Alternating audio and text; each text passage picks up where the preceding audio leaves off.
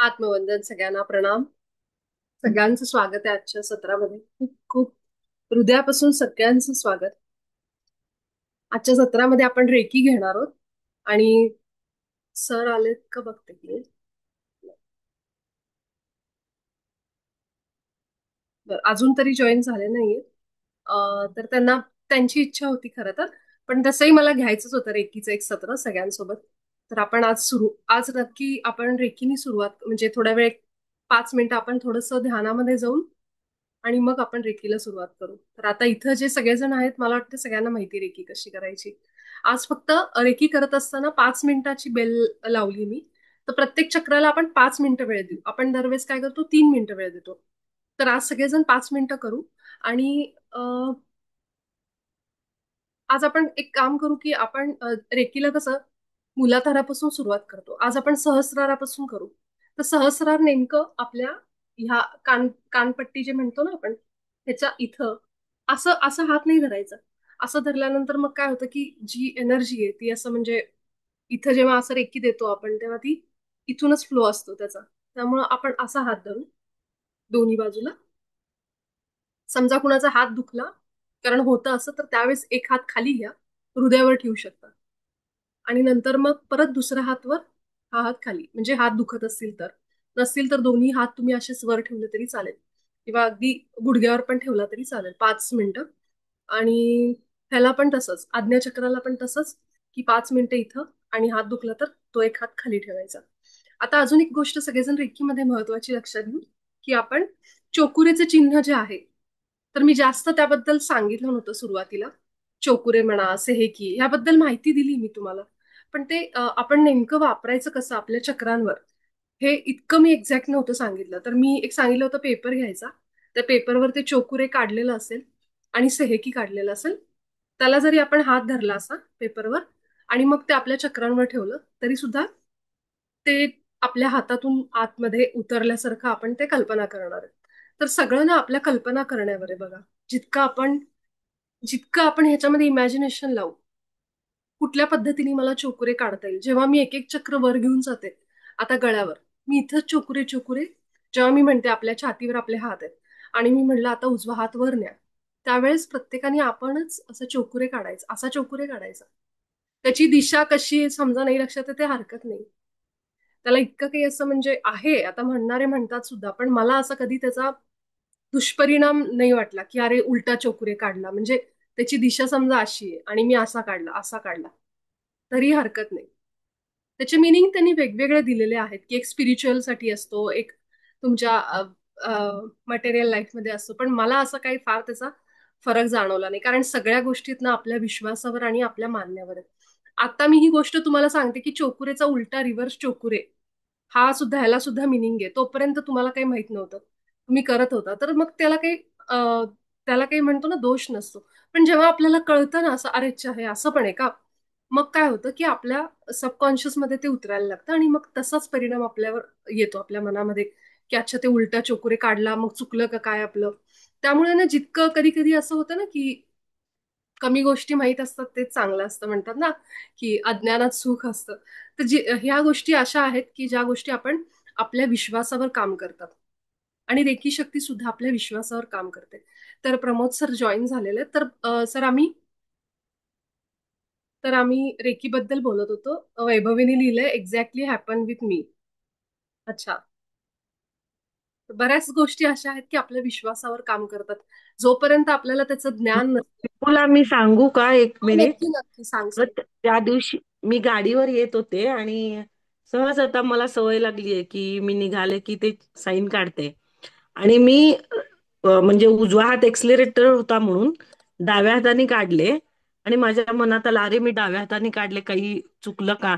आणि मी फक्त 2 मिनिट पण पुढे गेले नसेल, माझी गाडी स्किड झाली आणि पडले मी. अच्छा. पण मला काही म्हणजे पडले, म्हणजे गाडी लिटरली पायावर पडली, पण मला एक स्क्रॅच पण नाही आला पायाला किंवा काहीच नाही झालं. पण ते मला एकदम मनात आलं की मी असं उलट्या हाताने काढलं काय होईल का, आणि एकदम गाडी स्किड झाली माझी 2 मिनिटाच्या आत. खरंय, बरोबर आहे. तू तेच मी म्हणूनच सांगत होते, जास्त गोष्टी मी सांगत नाही आपल्या ग्रुपमध्ये. काय होतं, आपल्याला निगेटिव्हिटीकडे जास्त आपला फोकस जातो, हे आपलं तशी सवय असते आपल्याला. त्यामुळं शक्यतो अशा गोष्टी कुणी काही सांगितलं ना, नाही नाही रेकी दीक्षा घेतल्याशिवाय होत नाही, नाही नाही हे केल्याशिवाय होत नाही, हे कधीपर्यंत लागू होतं माहिती, जोपर्यंत आपल्याला ते माहित नसतं ना तोपर्यंत सगळं छान चाललेलं असतं. कुणीतरी काहीतरी सांगितलं की ते आपल्या चेतनेमध्ये गेलं, आपल्या सबकॉन्शियस मध्ये. मी सांगितलं काहीही इन्फॉर्मेशन आली की ती डायरेक्ट आत जाते. आणि त्या आलेल्या अनुभवांवरून आतापर्यंतच्या आपण हे सगळे असे विश्वास बनवत असतो. अरे उलट तर नाही काढलं ना मी, अरे मी ध्यान नीट तर करते ना, करत तर नाहीये ना. हे सगळं आपलं ते त्या विश्वासांवर असतं आणि मग त्याप्रमाणे आपली रिॲक्ट करते बॉडी सुद्धा, माइंड सुद्धा. आणि सबकॉन्शियस माइंड तुम्हाला त्याप्रमाणेच रिॲक्ट करतं. सबकॉन्शियस माइंड म्हणजे लक्षात ठेवा, सबकॉन्शियस माइंड म्हणजे त्या मदारीच्या तालावर नाचणारं माकड आहे. त्याला काही कळत नसतं की काय माझ्यासाठी बरोबर आहे. समोरून मी जर सोशल मीडिया बघते आणि त्याच्यावर कुणीतरी वाईट बोलतंय धर्माबद्दल, जातीबद्दल, त्याला काही कळत नाही. अरे नको ऐकू, हे जातीवाचक आहे किंवा हे धर्मामध्ये भांडणं लावणार, हे त्याला काही कळत नाही. ते ऍज इट इज उचलते इन्फॉर्मेशन आत टाकतं. आणि मग त्याला म्हणजे हे चांगलं आहे आपल्यासाठी, हे वाईट आहे कळत नाही. पण जेव्हा मी ते ऐकत असते आणि मला राग आला, कोणीतरी आपल्या धर्माला जातीला असं बोललं, तर मग ते माझं मन जे सुरू होतं चलबिचल. किंवा अशी न्यूज ऐकली आपण कुठली की जी आपल्याला खूप दुःखद घटना असतील, खूप हे असतील, त्यावेळी जास्त त्रास होतो आपल्याला, कारण आपण त्याच्याने लगेचच भावनेने जोडले जातो. पण त्या सबकॉन्शियसला हे माहित नसतं, ते सगळं घेतं आणि आत टाकतं. म्हणून शक्यतो अशा गोष्टींपासून की आपल्याला खूप ज्या गोष्टींनी त्रास होतो, त्याचा अर्थ असा नाही की आपण समाजामध्ये ज्या गोष्टी चालल्या आहेत त्याच्यामध्ये आपण अ, म्हणतो ना की आपल्याला दुःख होत नाही, असं नाहीये. आपण त्यांना एक प्रेम पाठवू शकतो आपल्या हृदयातून, ज्या ऊर्जा असतात त्या रूपाने आपण त्यांना ब्लेसिंग्स देऊ शकतो. कारण त्याच्या व्यतिरिक्त काय करू शकतो, ज्या गोष्टी आपल्या हातातल्या नाहीयेत, ज्या कुणाच्याच हातात नाहीयेत, ज्या ह्या ब्रह्मांडाच्या किंवा जो आपला सृष्टीकर्ता आहे त्याच्या हातून ह्या गोष्टी घडत असतात किंवा त्या गोष्टी रचलेल्या असतात तशा प्रकारे. तर त्या कुणाच्याही विचार करण्यानी किंवा हातात नाहीयेत. एक अनुभव सांगते, आपल्याच ग्रुपमधली एक मास्टर आहे, तिचा मला फोन आला. म्हणजे किती किती हा मन किती भोळं आणि निरागस आहे. तिचा मला फोन आला आणि मला म्हणाली की मी काल ती नाही आज. तर ती म्हणत होती की मी काल असा विचार केला की माझ्या अ, ऑफिसच्या बाहेर काहीतरी विमान बघितलं आणि ती म्हणाली की अरे असं विमान अचानक बिल्डिंग मध्ये घुसलं तर काय. असं ती म्हणाली कुणाला कुणासमोर तरी. आणि लगेच ती घटना तिला कळली दुसऱ्या दिवशी.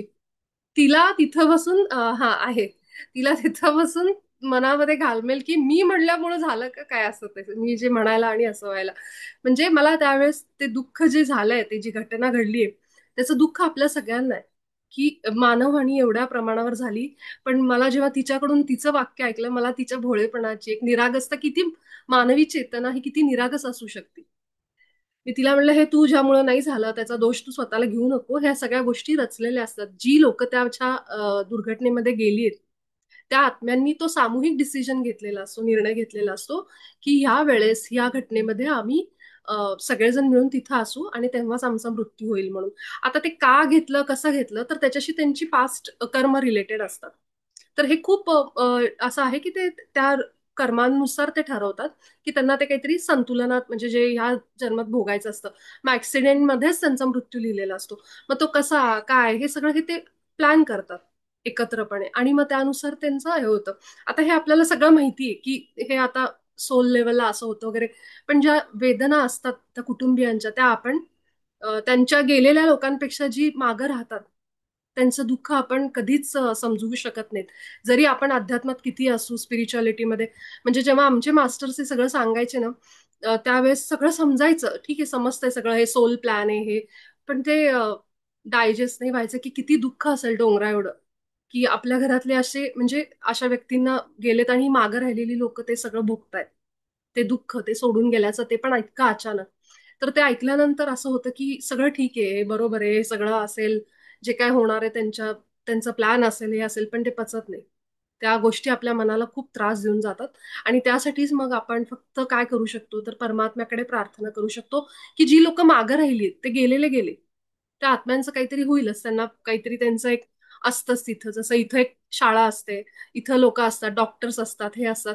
तर तुम्ही तो नक्की एक पिक्चर बघा. त्या पिक्चरमध्ये अगदी दाखवलं की जेव्हा आत्मा सोडतो देह, तेव्हा तो गेल्यानंतर त्याची कशी काळजी घेतली जाते. आपल्याला जे सांगितलं गेलं ते अतिशय म्हणजे खूप भीतीदायक सांगितलं गेलंय. तळतात तेलात आणि हे हे असलं काही नाहीये. त्यानंतर त्या आत्म्याची एक प्रोसेस असते. जसा आत्मा समजा ऍक्सिडेंट मधून गेला, युद्धातून अचानकपणे त्याला मृत्यू मिळाला किंवा अशा, तर त्या आत्म्यांना एक हिलिंग प्रोसेस असते. जशी इथं सेम जसं आपण बघतो ना आपल्या समाजात, तशाच प्रोसेस असतात तिथे पण. की तिथे पण एक डॉक्टर, तर त्या पिक्चरमध्ये ना पूर्ण असा एक त्याचा जर्नी दाखवलाय त्या आत्म्याचा, की तो गेल्यानंतर कसे त्याला घेऊन जाणार आहे, त्याच्याबरोबरचे जे बाकीचे आत्मे असतात, अशा अचानक ऍक्सिडेंटमध्ये आलेले ते आत्मे खूप मोठ्या ट्रॉमामध्ये असतात, ऍक्सिडेंटमध्ये मृत्यू झाला म्हणल्यानंतर. मग त्यांना कसं घेऊन गेलं, तिथे डॉक्टर असतात, ते त्यांचे हिलिंग करतात. ते जे आपण आता रेकी म्हणतो ना, लहरी इमॅजिन करा, मी तुम्हाला सांगितले, हे त्या पिक्चरमध्ये तुम्हाला बघायला मिळेल. मी नक्की तुम्हाला तो पिक्चर पाठवते. त्या पिक्चरचं नाव मला वाटतंय अ, मध्ये मी पाठवलंय आपल्या ग्रुपवर, पण त्याला खूप म्हणजे नवीन नवीन आपला ग्रुप सुरू झाला होता तेव्हा. त्या पिक्चरमध्ये त्यांनी त्या आत्म्यांना हिलिंग देताना दाखवलंय की कसं त्यांच्या हातातून लहरी येतात. आता काल आपल्याच ग्रुपमधली एक मास्टर आहे, ती मला म्हणाली, विपुला मला ध्यानाला बसल्यानंतर माझ्या सासऱ्यांची खूप आठवण आली. तर हे अचानक आठवण येत नसते. जेव्हा ते आत्मे आपल्या घरी येतात त्यावेळेस, तेव्हा ते आपल्या ऑरामध्ये ते ऊर्जा त्यांची आपल्याला हिलिंग देतात. आपण म्हणतो ना पितरांचं, तर ते आपल्याला बरं असे ऊर्जा देत असतात आपल्याला, जसे आपण त्यांना देऊ शकतो डोळे बंद करून. त्याप्रमाणे ते देतात आणि त्यावेळेस मग आपल्याला ते अचानक आपल्याला त्यांची आठवण येते. मग आठवण येते म्हणजे त्यावेळेस ते आपल्या घरी आलेले असतात किंवा ते आपली आठवण काढत असतात जिथं असतील तिथं. एकतर घरी पण येऊ शकतात. तर त्या पिक्चरमध्ये दाखवलंय की तो जो गेलेला आत्मा असतो तो त्याच्या घरी जातो, आपली बायको बघतो, मुलं बाळ बघतो. आणि मग खूप सुंदर पिक्चर आहे. तो वेगळ्या भाषेतला आहे, स्पॅनिश आहे, पण त्याचं इंग्लिशमध्ये पण ट्रान्सलेशन आहे. आणि मी तुम्हाला ते मूवी नेम पाठवते, नक्की बघा, तुम्हाला कळेल जरी भाषा वेगळी असली तरी. आणि तो कसा घरी जातो, बघतो मुलांचं वगैरे, मग तिथं पाणी ठेवलेलं असतं, मग त्या पाण्याला तो हिलिंग देतो असं करून. आणि त्याच्यातून असे ते ऊर्जा लहरी त्या पाण्यामध्ये जातात. असं खूप दाखवलंय. म्हणजे हे तुम्हाला तिथं कळेल ते बघितल्यानंतर, की हा जो आत्म्याचा प्रवास मी सांगते किंवा ही जी पुस्तकं लिहिली गेली आहेत, त्या पुस्तकांवरच तो एक पिक्चर काढलेला आहे. आणि हे उगाच नाही काढलं ना, कुणीतरी अनेकांनी तेच लिहिलंय. अनेक जणांनी, ज्या ज्या लोकांनी मृत्यूचा अनुभव घेतलाय. 7-8 मिनिटं लोक देहाच्या बाहेर गेली, असं होतं ना, डॉक्टर मृत घोषित करतात आणि पुन्हा ते आत्मा शरीरात येतो. त्याला नियर टू डेथ एक्सपिरियन्स असं म्हणतात, NDE. त्याची एक वेबसाईट आहे. आणि मी जे अनुभव सांगते अनिता मॅडमचा, ज्या इंडियन मुळाच्या आहेत, वंश म्हणजे इंडियन ओरिजिनच्या आहेत, त्या राहतात मला वाटते मॉरिशस का कुठल्या, इंडोनेशिया कुठल्या तरी देशात राहतात त्या, दुसऱ्या हाँगकाँगमध्ये राहतात. पण त्या आहेत मूळच्या भारतीय. आणि त्या कॅन्सरमधून कशा गेल्या, कॅन्सरमध्ये त्यांचा मृत्यू कसा झाला, त्या कशा बाहेरच्या त्यांनी तो लोक अनुभव केला आणि पुन्हा कशा शरीरात आल्या, हे सगळं मी तुम्हाला आधी खूप वेळा सांगितलंय. तर अगदी अ, ह्या अशा लोकांचे सगळ्यांचे अनुभव कलेक्ट करून, प्रत्येकाने काय बघितलं, खरंच त्रास असतो का, खरंच तळलं जातं का तेलात वगैरे, हे सगळं म्हणजे काय असतं नेमकी प्रोसेस, कुणाला लाईट दिसतो पांढरा, कुणाला आपली जी इष्टदेवता असते ती दिसते, हे असं सगळं होतं. आणि ते सगळं त्यांनी प्रत्येकाचं सगळं, एवढी लोक सांगतायत, लाखो लोकांना असे अनुभव आलेले आहेत, म्हणजे हे खोटं तर नसणार आहे. आणि मग त्यातून ह्या आत्म्याचा प्रवास दाखवला गेला की कसं कसं होतं देह सोडल्यानंतर. म्हणजे एक एकदा तर जे अशा आजारामध्ये जातात, कॅन्सर असेल किंवा असे गंभीर आजार, ते आत्मे तर परत शरीरात यायला सुद्धा नको म्हणतात. मागं कुटुंब खूप रडत असतं ते गेले म्हणून, पण त्यांना काय वाटत असतं, त्या शरीराच्या वेदनामधून मी सुटलो, आता मला परत नाही जायचं. पण किती वेळा असं झालेलं आहे, कितीतरी अनुभव मी स्वतः इंग्लिशचे पॉडकास्ट मधले ऐकलेले आहेत, की ते आत्मे स्वतः नको म्हणतात, आम्हाला आता नाही जायचं शरीरामध्ये त्या. पण त्यांना सांगितलं जातं की तुमचं कार्य अजून शिल्लक आहे आणि तुम्ही जेव्हा परत शरीरात जाल तेव्हा तुमचं शरीर पुन्हा नीट होईल मग. आणि तसंच होतं, मग त्यांना यावं लागतं. आणि परत जेव्हा असा माणूस देह सोडून त्यांची चेतना बाहेर जाते आणि पुन्हा शरीरात येते, तेव्हा ती लवकर शरीर रिकवर होतं. कारण काय होतं, एकदा शरीर ऍस्ट्रली गेलं, बाहेर गेलं सूक्ष्म शरीराने, जेव्हा ते शरीरात पुन्हा येतं तेव्हा त्याच्या शक्ती वाढलेल्या असतात. आणि तोच अनुभव अनिता ताईंना जेव्हा त्या आल्या, की आल्यानंतर त्यांच्या गाठी ज्या आहेत कॅन्सरच्या, त्या पूर्ण जिरून गेल्या. आणि डॉक्टर सुद्धा सगळे चकित झाले की असं कसं काय शक्य आहे. 3 महिन्यात त्या पूर्ण रिकवर झाल्या. पूर्ण सगळ्या सगळ्या कॅन्सरच्या गाठी पूर्ण निघून गेल्या शरीरावरच्या, कारण त्या मृत्यूचा अनुभव घेऊन आल्या होत्या. आणि सगळं त्यांनी त्यांच्या पुस्तकात लिहून ठेवलंय. डाईंग टू बी मी असं त्या पुस्तकाचं नाव आहे. तर विषय खूप हे झाला. पण सांगायचं हेच आहे की आपण जे सगळे चोकुरे म्हणा, सेहेकी म्हणा, हे सगळे सिम्बॉल वापरतो आपण, हे सगळे आपल्या विश्वासावर आहेत. ते मला मी म्हणजे माझं असं म्हणणं आहे की जी लोक रेकी शिकवतात वगैरे, ते कदाचित ते वेगळे त्यांची मतं असतील, पण मला कधीही त्याचा त्रास झाला, मी चुकीचं पण काढलं ना तरी मला कधी त्रास झाला नाही. त्यामुळे हे अजिबात डोक्यात आणायचं नाही रेकी करताना, ध्यान करताना, की अरे मी चुकतोय का, माझं चुकतंय का. ह्या सगळ्या परमात्म्याच्या शक्ती आहेत आणि आपल्या आत परमात्मा आहे, हे विसरायचं नाही. त्यामुळे आपल्याला त्या कधी त्रास देत नाहीत. हा, माझं जरी इंटेन्शन चुकीचं आहे, कुणाला तरी त्रास होऊ दे म्हणून मी जर करत असेल ती शक्तीचा वापर, मग मात्र त्याचा त्रास होणार.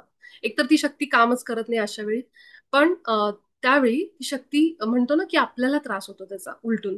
कारण जे आपण दुसऱ्याला देतो तेच आपल्याला रिटर्न येतं. अजून एक सुनाण्याचा अनुभव आहे, पण आता वेळ नाहीये, तर मी उद्या सगळ्यांना नक्की सांगेन. तिने मला आज व्हॉइस मेसेज करून टाकलाय. तर आपण नक्की या पुढच्या शनिवार रविवारी आपण एक सेशन ठेवणार आहेत, ज्याच्यामध्ये मला सगळ्यांनी सांगायचे अनुभव सांगा. आपण जशी चर्चा केली त्याप्रमाणे आपण चर्चा करू. 16 मिनिटं ऑलरेडी झालीत, आपण रेकीला सुरुवात करू. रेकीमध्ये सगळ्यांनी जे ज्यांना माहित नाही त्यांच्यासाठी सांगते, हात असे एकमेकांवर घासायचे, हात आपले हृदयाच्या समोर, आणि रेकी शक्तीला आवाहन करायचं. हे रेकी शक्ती माझ्या हातात ये आणि मला पूर्णपणे बरं कर. हे रेकी शक्ती माझ्या हातात ये, मला पूर्णपणे बरं कर. हे रेकी शक्ती माझ्या हातात ये आणि मला पूर्णपणे बरं कर. आपलं लक्ष सगळं आपल्या तळहातावर. आपल्याला थोडंसं गरम जाणवत असेल, नसेल तर अजून थोडा हात असा करा. हात थोडे गरम झाले पाहिजे. आणि मग सुरुवात करू आपल्या ह्या भागापासून. आपले हात आपल्या डोक्यावर ठेवायचे इथं, सहस्त्राराला. Shivanya, do it. डोळे बंद करायचे आपण रेकी सुरू असताना, पण उघडे असले तरी हरकत नाहीये, पण तरी सुद्धा आपलं मन शांत व्हावं आणि लक्ष केंद्रित व्हावं म्हणून आपण डोळे बंद केले तर ते जास्त स्थिर होतं मन. म्युझिक प्ले करती.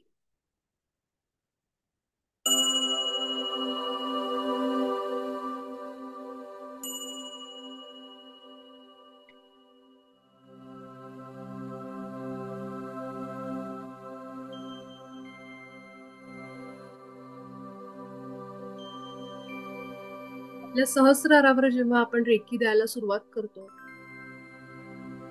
तेव्हा आपले जे काही विचार आहेत ते हळूहळू शांत व्हायला सुरुवात होते.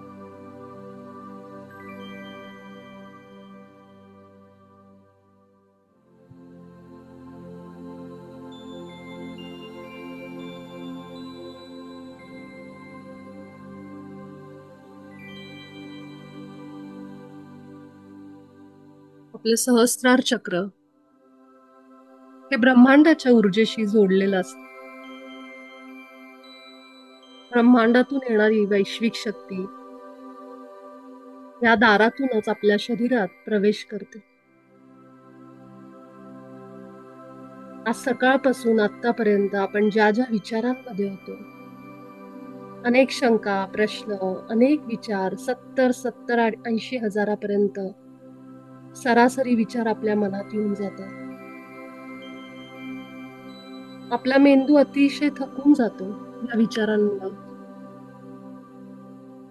अनेक विचार निरुपयोगी असतात, ज्यांचा काही उपयोग नाहीये. आपल्याला भीती घालतात, भूतकाळात घेऊन जातात, भविष्याची काळजी दाखवतात. अशा सगळ्या विचारांना शांत करा. रेकी शक्ती आपल्या सगळ्यांच्या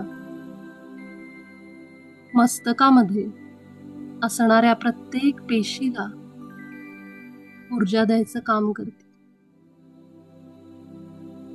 विचार शांत, स्थिर आणि शून्य होत आहे.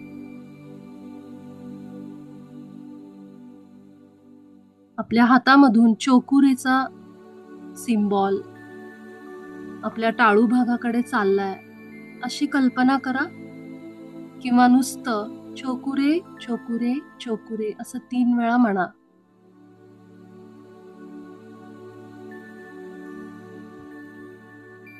ज्यांना चोकुरे बद्दल कल्पना नाहीये त्यांनी फक्त हाताकडे लक्ष द्या. आपल्या हातामधून रेकी ऊर्जा आपल्या मस्तकात चालली, आपल्या मेंदूला, मेंदूचे सगळे न्यूरॉन्स, सगळ्या नसा, रक्तवाहिन्या, सगळ्यांना ऊर्जा देते. आजच्या सत्रासाठी मी आमंत्रित करते डॉक्टर मिकाऊ उसुई यांना,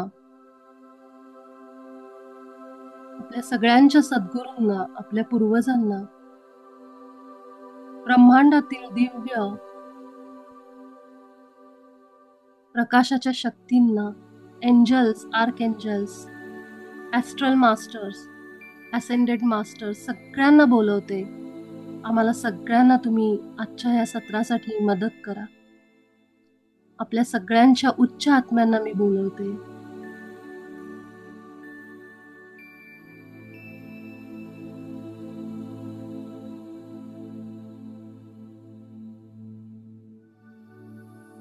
आता आपला उजवा हात आपल्या कपाळावर आणि डावा हात कपाळाच्या मागच्या बाजूला ठेवायचा आहे.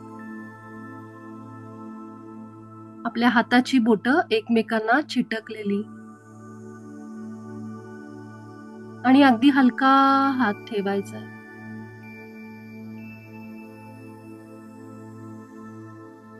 दोन्ही हात कपाळावर पुढे ठेवले तरी चालेल किंवा मागे सुद्धा दोन्ही हात ठेवले तरी चालेल.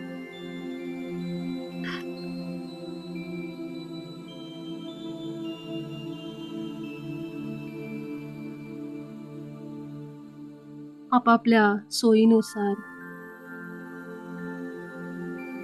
हात,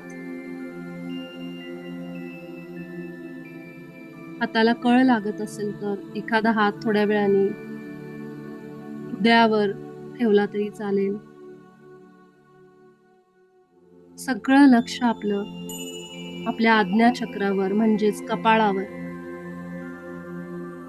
आपले डोळे,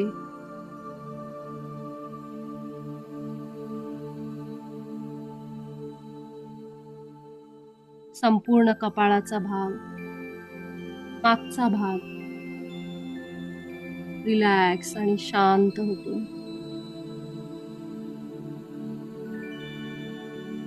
अनेक विचार जे आपल्याला गोंधळात टाकतात,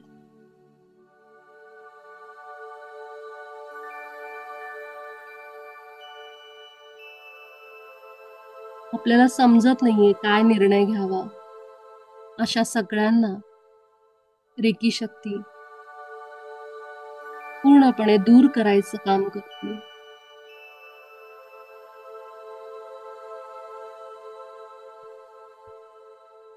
डार्क निळा रंग, नेव्ही ब्लू कलर, ज्यांना शक्य आहे त्यांनी कल्पना करा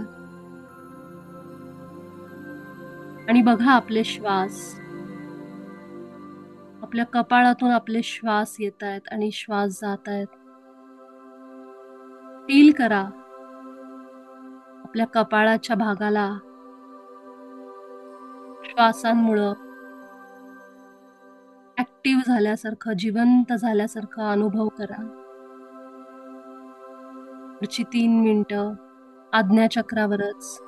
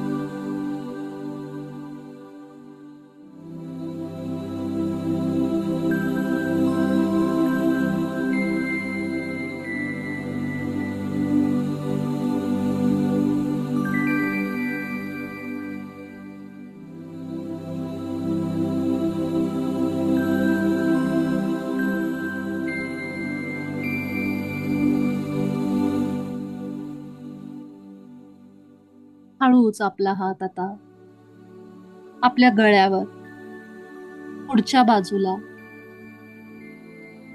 किंवा मागच्या बाजूला आपल्या हिशोबाने आपल्या सोयीने ठेवा.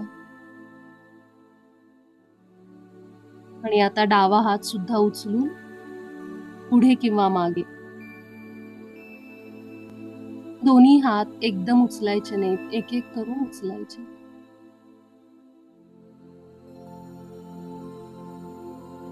आपल्या तळ हातांचा स्पर्श आपल्या गळ्याला जाणवला पाहिजे.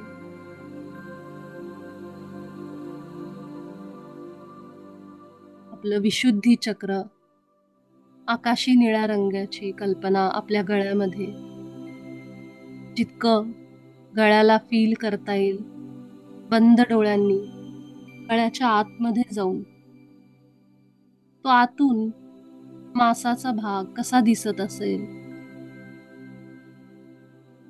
आपल्या गळ्याच्या आतल्या मांसपेशी सगळं बघायचा प्रयत्न करा.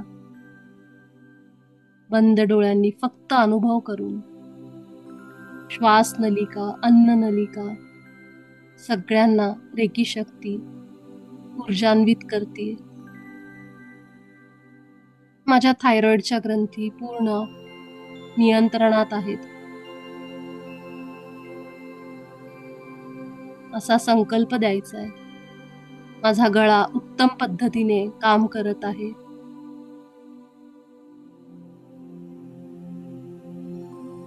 एकाग्र करा आपलं सगळं लक्ष, फोकस 100% पूर्ण गळ्यावर. गळ्याची नस जाणवली पाहिजे, श्वास गळ्यातून आला पाहिजे, इतकं लक्ष द्यायचं.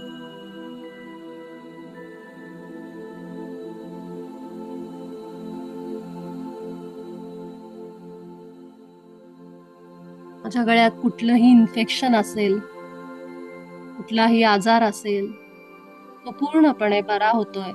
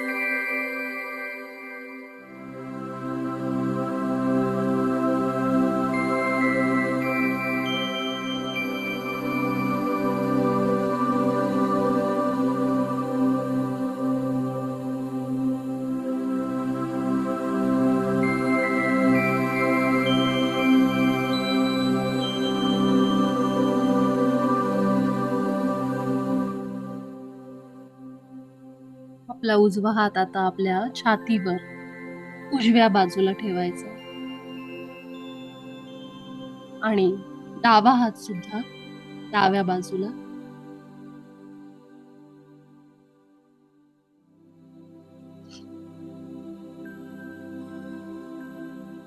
रेकी शक्ती आपल्या छातीच्या सगळ्या पेशी, रक्तवाहिन्या, हृदय, सगळं रक्त इथं असणाऱ्या सगळ्या शिरा, सगळ्यांना ऊर्जा द्यायचं काम करते.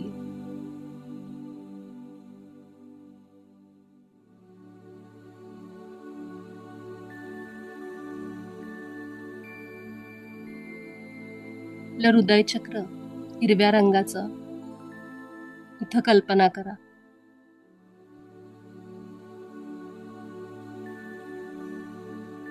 पूर्ण लक्ष इथे येणाऱ्या आणि जाणाऱ्या श्वासांवर. जितकं खोल जाता येईल तितकं जाऊ.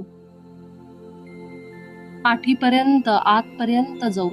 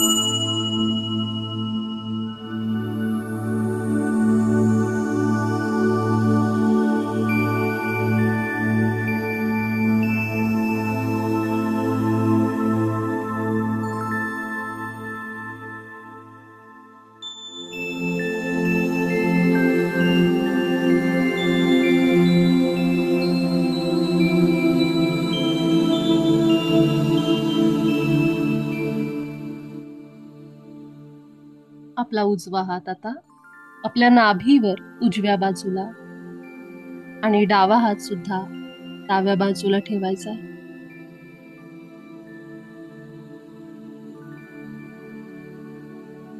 दिवसभर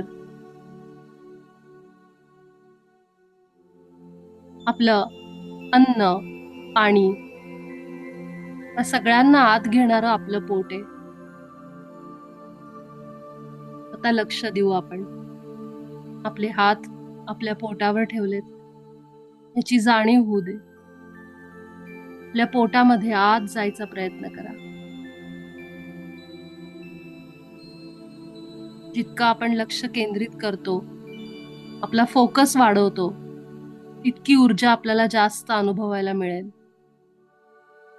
खोलवर आतपर्यंत जाऊ.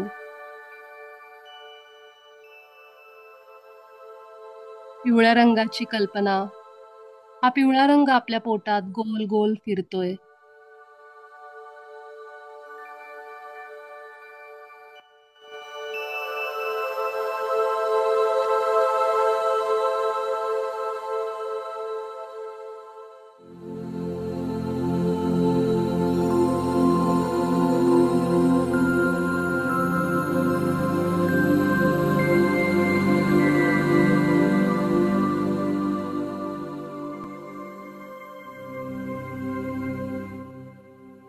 रेकी शक्ती माझ्या पोटाच्या भागाला, मणिपूर चक्राला संतुलनात आणायचं काम करते. माझी पचन शक्ती, विटामिन्सच्या सगळ्या लेवल, सगळं काही संतुलनात येत आहे. मला पैसे कमवण्यासाठी अनेक मार्ग दिसत आहेत. माझ्याकडे पैसा सगळ्या बाजूंनी येतोय, टिकतोय, स्थिरावतोय. माझा उत्साह वाढतोय.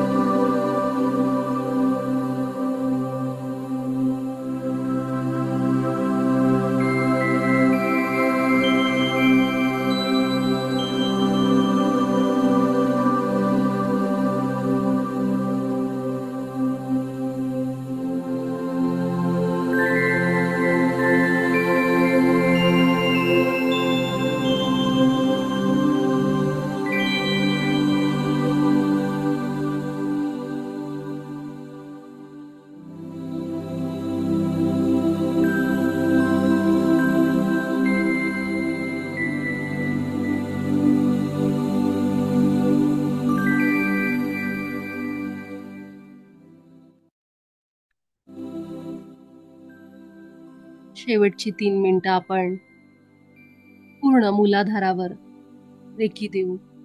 आपला उजवा हात आता आपल्या मांडीवर ठेवायचा आहे, उजव्या मांडीवर, आणि डावा हात डाव्या मांडीवर. आपले जे प्रायव्हेट पार्ट्स आहेत त्याच्या थोडं जवळ ठेवलं तरी चालेल. आपलं सगळं लक्ष आता आपण जिथं हात ठेवले तिथं द्यायचंय. आपला शरीराचा जो बुडाचा भाग आहे तो जमिनीला स्पर्श करतोय. हे अगदी शेवटचं पण सगळ्यात आधार असलेला आपला मूलाधार, जे श्री गणेशाचं स्थान आहे, लाल रंगाची कल्पना या भागात करू. हे चक्र आपलं पृथ्वीशी जोडलेलं आहे, म्हणजेच पृथ्वीवर असणाऱ्या सगळ्या मटेरियलिस्टिक गोष्टी, भौतिक गोष्टी, घरातल्या वस्तू, घर, पैसा, या सगळ्यांशी हे चक्र जोडलेलं आहे. मी समृद्ध आहे. मनामध्ये समाधान असणं हे या चक्राचं खूप महत्वाचं वैशिष्ट्य आहे. ज्यांना सतत पैशाची चिंता असते, काळजी असते, त्यांनी ह्या चक्रावर रोज रेकी द्यावी. मी समृद्ध, शक्तिशाली आत्मा आहे. मी स्थिर आहे. मी सुरक्षित आहे. ज्यांना सतत भीती वाटते त्यांनी या चक्राला रोज रेकी द्यावी.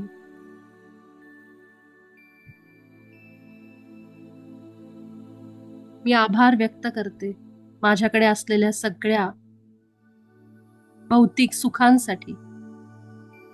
मी समाधानी आहे.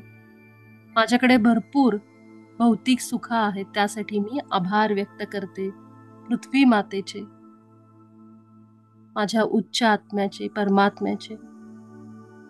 पूर्ण लक्ष खाली आपल्या बुडापासून तळपायापर्यंत ठेवा. सगळीकडे रेकी शक्ती प्रवाहित होतीये.